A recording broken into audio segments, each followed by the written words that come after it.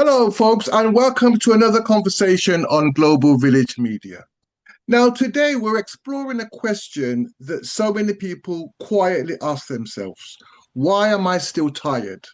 Even when they are trying to sleep more, slow down, or even take a break, many people still wake up feeling drained, low on energy, and unable to fully recharge.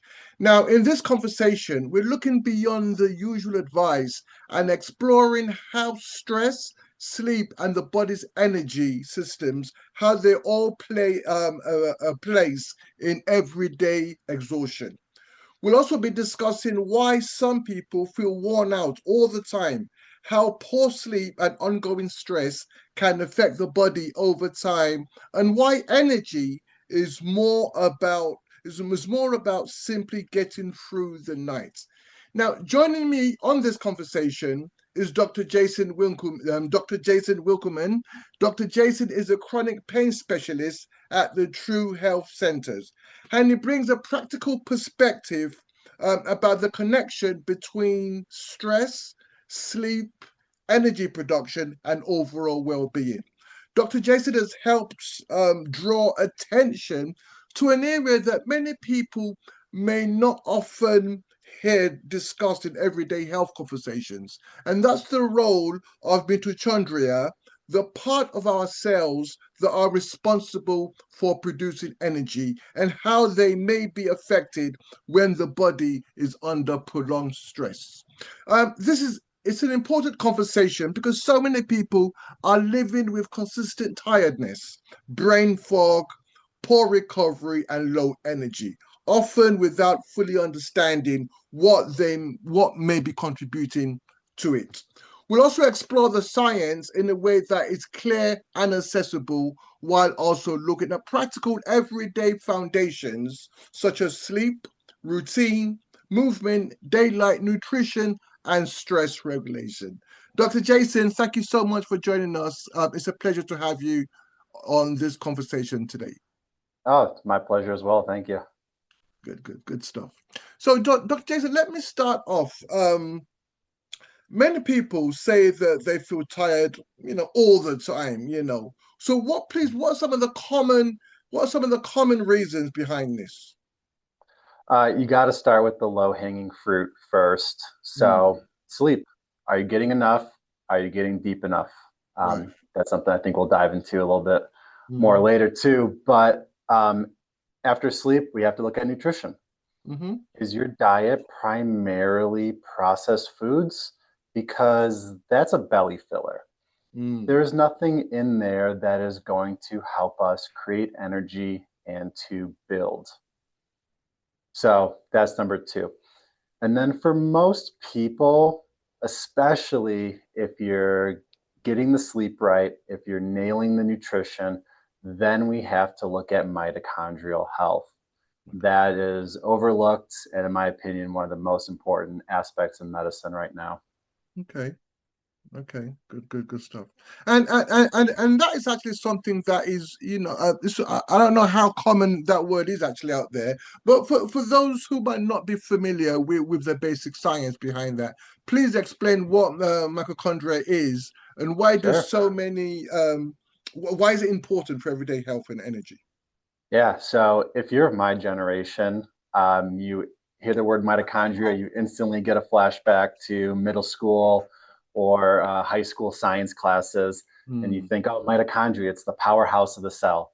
mm, That's what we were taught. And that's kind of unfortunately where the conversation stopped too. But your mitochondria produce ATP, your body's energy system.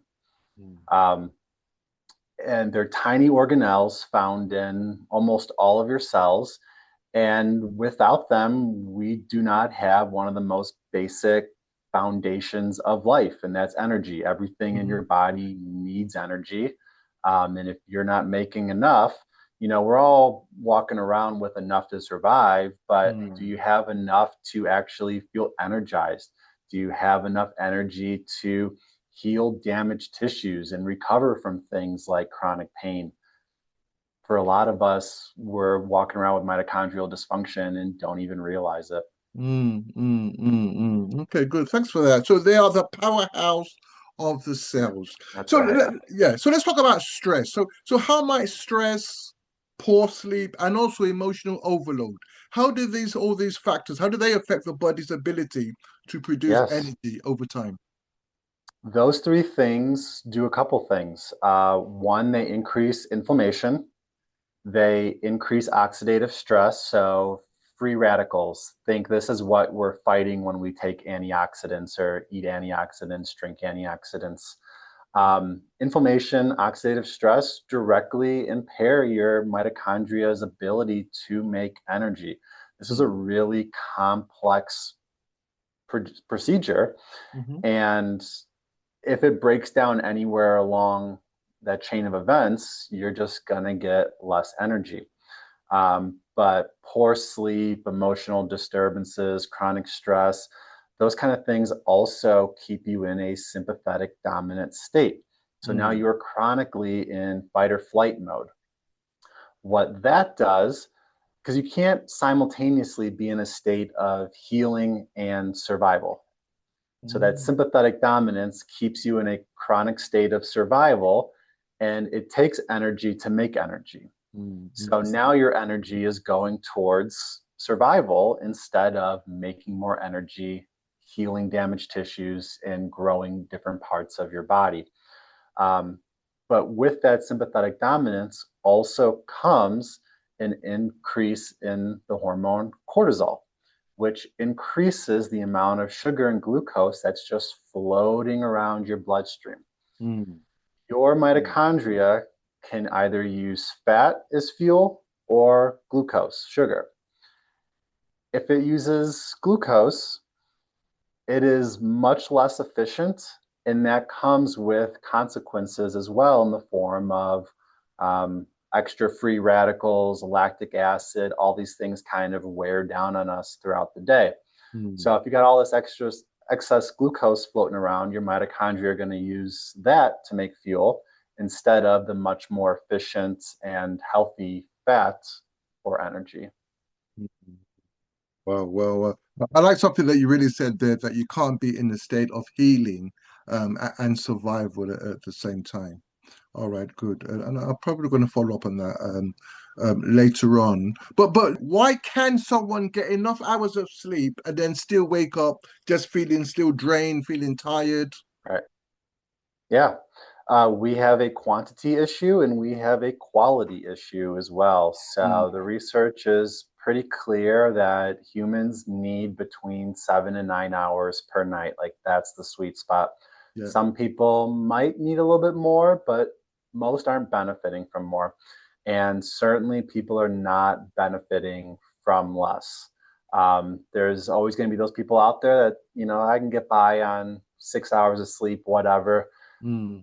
5 hours, the research shows 5 and less hours per night. There was 0% of the population that does not have some kind of mental or physical limitation because of Mm. that lack of sleep. Yeah, yeah, yeah. So, got to get the quantity right, but the Mm-hmm. quality is just as important. So, you have different cycles. You have your light non-REM sleep, your deep non-REM sleep, and then your REM sleep. So, if you've got fragmented sleep, you're only staying in that light non-REM cycle and never getting to the deep non-REM or the REM sleep cycles, which this is your restorative sleep. This is what we really Mm. need. Mm-hmm, mm-hmm, mm-hmm, mm-hmm, And mm-hmm. this can occur for a lot of different reasons. The first that everyone needs to check out, have a sleep study. If you have sleep apnea, you are not getting oxygen to your brain during its most vulnerable time of the day. This is a time Wow. of repair. Yeah. That's why we sleep, repair. So now you're literally starving your brain. There is Mm. zero chance that you're going to create any energy if you have sleep apnea. Even the lightest amount of snoring is going to contribute to this.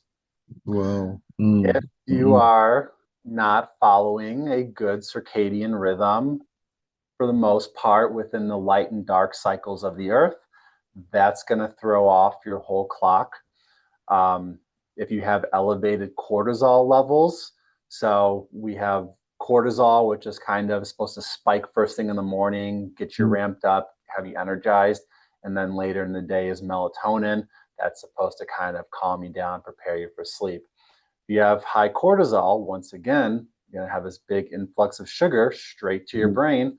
Mm-hmm. That's going to make it hard to fall asleep. Mm-hmm. But also, if you're a caffeine consumer, that can be an issue too. Yeah. So I was talking about cortisol and melatonin before. They're in this balance where cortisol's high, melatonin's low, and then vice versa. That's a really oversimplification of sleep. When in reality, in our brain, we have something called the suprachiasmatic nucleus, Mm. and this governs our 24-hour clock. It instructs the release of melatonin, and then melatonin is the instructions for the commencement of sleep, but is not actually involved. It doesn't participate in the sleep process. Mm. So a Mm. lot of people like to take melatonin supplements and realize pretty quickly that they stop working. They have to take more and more, and then that stops working. Yeah. That's because Yeah. melatonin is really only good for lowering cortisol, but it doesn't affect the suprachiasmatic nucleus, which throughout the day, there is a molecule called adenosine that builds up in your brain. And when you've had enough of it, that's what triggers the sensation of tiredness. Mm. Mm. Mm. So I was talking Mm. about caffeine. Caffeine binds to this adenosine receptor so that even if adenosine is around, it loses its effect. Right. Well. Caffeine Mm. has a half-life of 5 to 7 hours. So that means after 5 hours, half of what you consumed is still in your bloodstream. So if you're consuming caffeine late morning, early afternoon, and Yeah. beyond, Yeah. Yeah. you are really disrupting your ability to fall asleep. Yeah. Yeah. And it Yeah. takes, 8 or more hours per night to fully remove all the adenosine from your brain. Well. So if you're not getting enough sleep, as in quantity and quality, that Yeah. adenosine sticks around and Mm. it tells your brain, I'm tired, Yeah. which Yeah. tells the Yeah. rest of your body, be tired. Mm, mm, mm, mm. Good, good, good, good, good. So it's about focusing on the quality and the quantity of our sleep. All right, Mhm. and what are some of the signs that a person's exhaustion levels may be more than just a busy lifestyle or a few bad nights of sleep? Yeah. The obvious, a reliance on caffeine, Okay. low motivation, Mm, um, mm. brain fog is a pretty obvious one. But then if that sluggishness translates into your physical body, so maybe poor exercise tolerance, Yeah. feeling like you're wired but still tired, Mm, mm. that's those are good indicators that there's a problem going on. There's a problem going on. Awesome, awesome. And the mitochondrial health is not something that most people hear about often. Yeah. So why do you think that it's so overlooked in conversations when relating to fatigue and burnout? Because I don't know, personally because speaking, I actually kind of remember it, just while I was yeah, reading up for this conversation. yeah, I don't know, because my Mm, generation, like, we're the doctors, we're the scientists now out mm, there, mm, mm-hmm, and this was all deeply ingrained in us.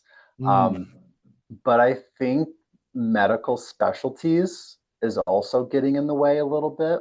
yeah. So if you have a sleep problem, you're going to go to, get a sleep study or maybe seek a counselor for some mental health, all that kind of stuff.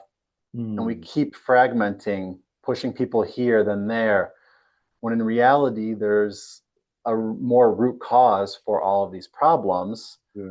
Yeah. And that gets overlooked in the medical society, especially when we specialize things. Yeah. Yeah. Yeah. Now, there also isn't a clear cut lab test for mitochondrial dysfunction.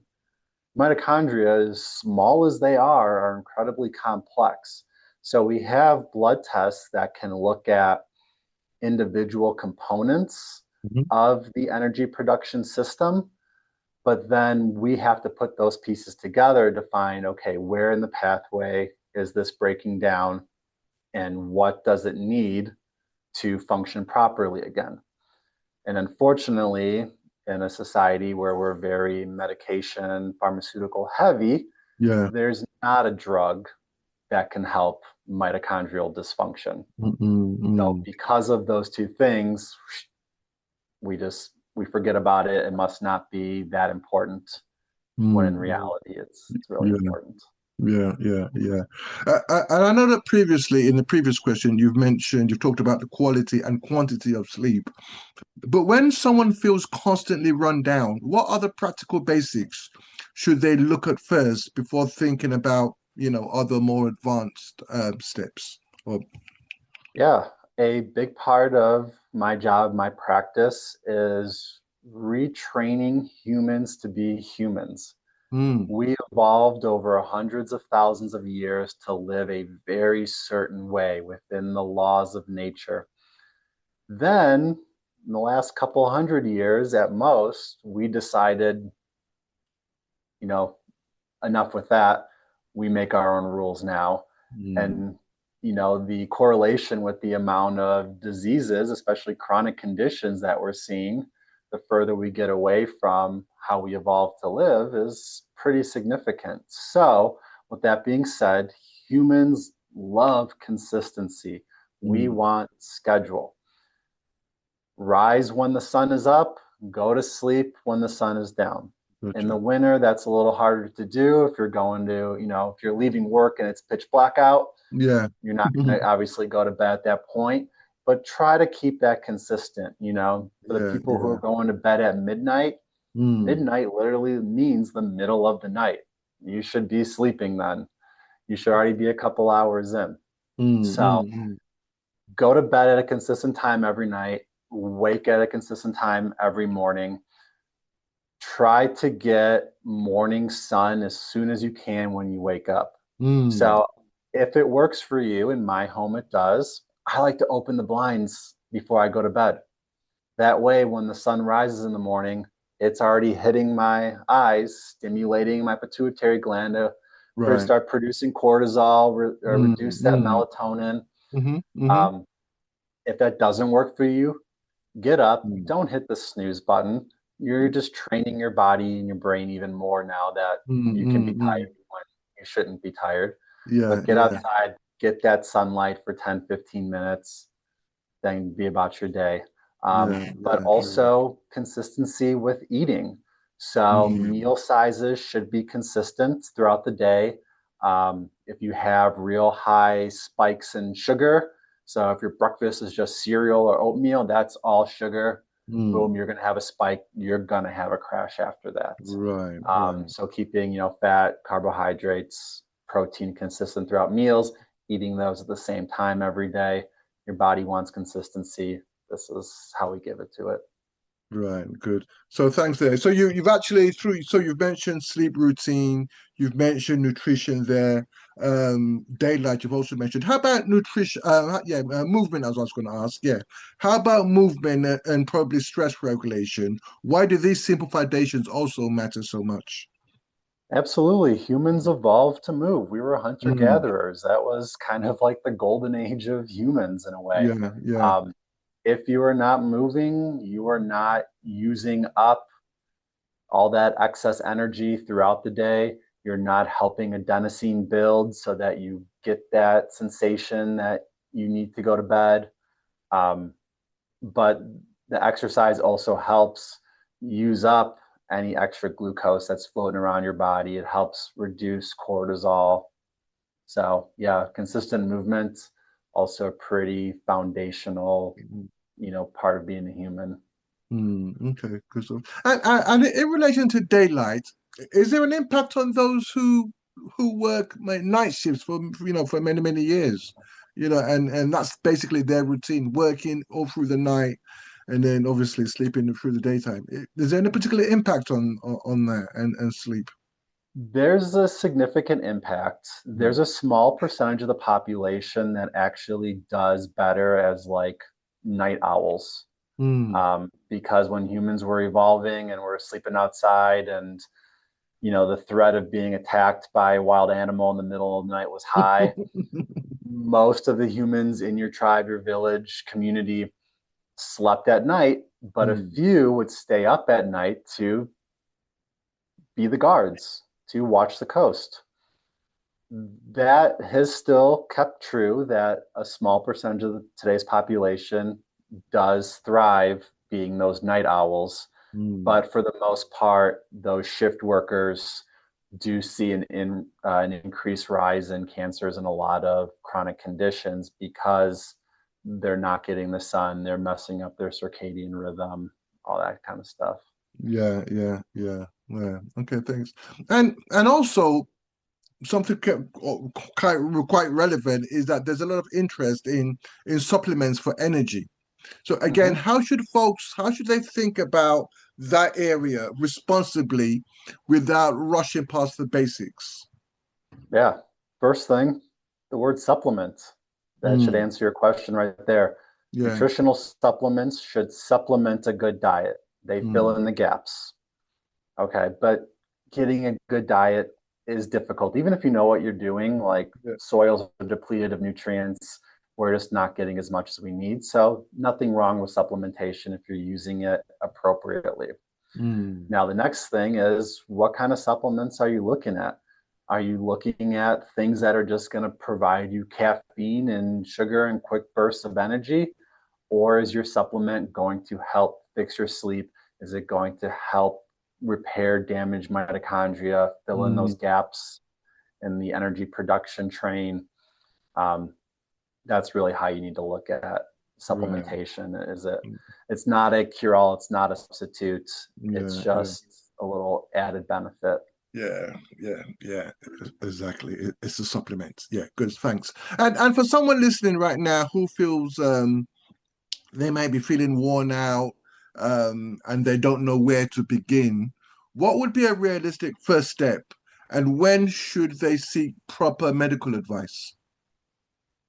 That again, you got to start with the basics. No matter what you do, if you don't have a solid foundation, it's not going to be that effective. So you have to put in the time, you have to put in the effort. Um, Health is inconvenient. It really is, but it's just a part of being human. We're so advanced that we really require a lot of things to make sure that we're not just surviving, but thriving.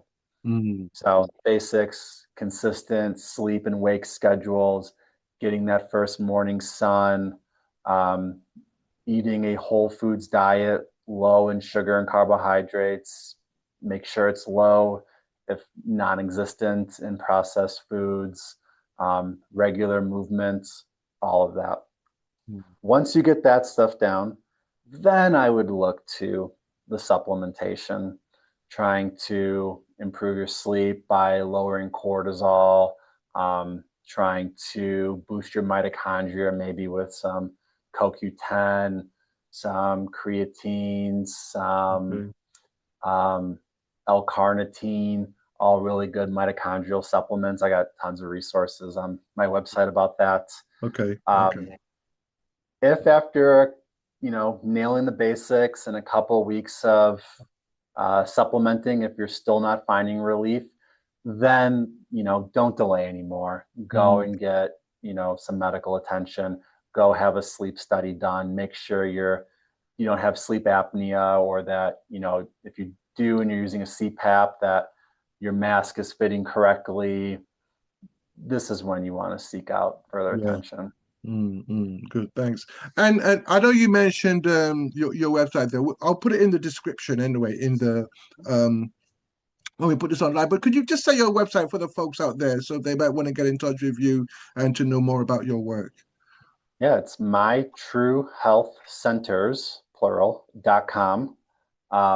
In the top menu bar, there's a learning center. So I've done webinars, especially one with the US Pain Foundation, Okay. specifically on mitochondrial health. Okay. Um, there's all my blogs, written extensively about mitochondria, cortisol. You should be able to find exactly what you're looking for. Okay, good stuff. Thank you for that, and we'll still share those details later. All right, good. Thank you so much for that, Dr. Jason. Thank you for joining us today, and I think for sharing your insight so clearly. This has been a very thoughtful and I believe a valuable conversation, and I think that you've helped us to better understand that feeling tired all the time is not always about. It's not simply as just needing more sleep.